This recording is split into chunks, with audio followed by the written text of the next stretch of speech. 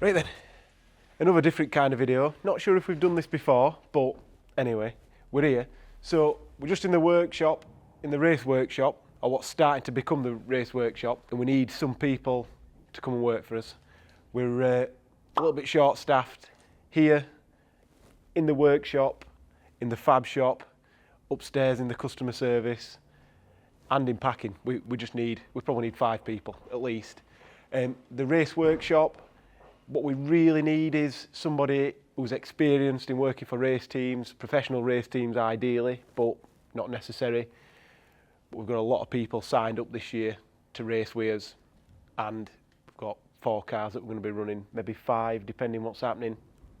So yeah, have a look in the description for the job advert for that. Just get in touch if you've got anything that you could possibly offer us. The wages, we're not going to set a wage for any of these jobs just because obviously if you're really experienced you're worth more money. If you're just starting out but you're enthusiastic, then obviously you can't be paid as much, but we do want to pay well and we do want people to stay for a long time. We've had employees for 10 plus years now, and we want to avoid the coming and goings that happen when people are either not paid how they feel appropriate and they're not doing the job that we want to do. So we usually start off where we feel comfortable and everybody's happy and work his way up. So yeah, the fab shop, there's room for probably another 2 people there, but we're just going to take 1 at the moment.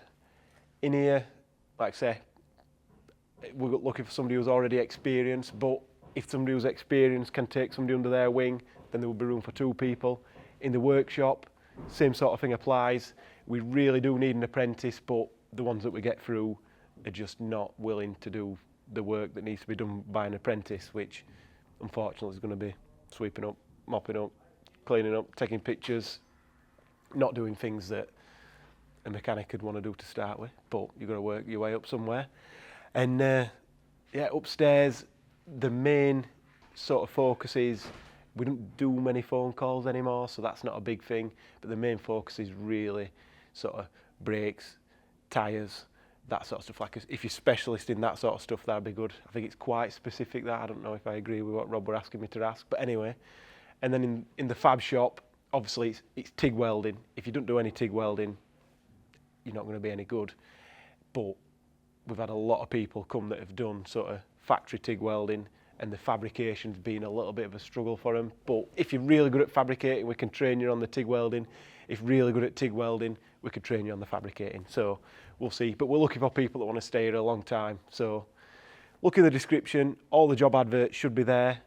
Send your CVs in. And the main thing we ask, because it's always what everybody wants to know, and it's the thing that nobody wants to talk about, is how much money you're already on and how much money you're hoping for. If you're willing to take a pay drop because you're on a big wage but the job's absolutely rubbish, we get a lot of people doing that and they're very happy here.